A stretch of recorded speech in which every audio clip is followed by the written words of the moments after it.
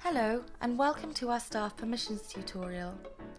On this video you will be able to manage the access your staff have to the platform. This feature can be used only on the venue management website version and not in the app. Each staff member can be authorised to use certain features of the atlacarte venue management. All staff have access to the timeline section to see incoming orders and bookings.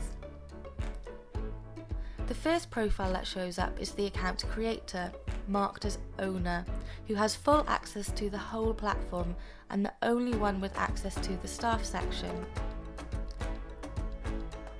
You can edit your details by clicking on the pencil icon or change your password on the key icon.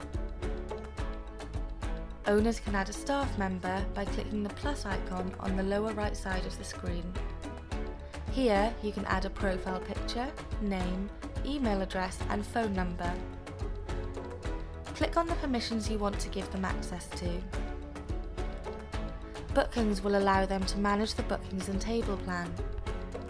Chat gives them access to the chat section where they could interact with your customers. Social would let them manage the advice profile of the venue for the publications and reviews. Promotions will allow the staff to create and manage promotions. This can be useful for management and marketing staff. Settings allows the staff to edit all the basic features on the settings section. We strongly recommend you only give this permission to management staff. Finally, we have a specific feature for your delivery drivers. They will only be able to see delivery orders on both the timeline and the chat. Once you are done, click OK.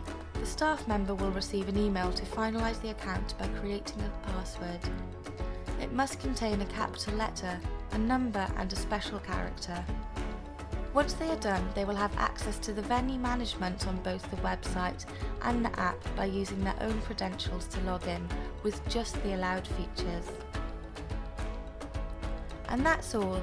Thank you for watching this tutorial. If you have any questions, drop us a comment or contact us on atlacarte.com. And don't forget to keep an eye on our social media accounts for news and updates.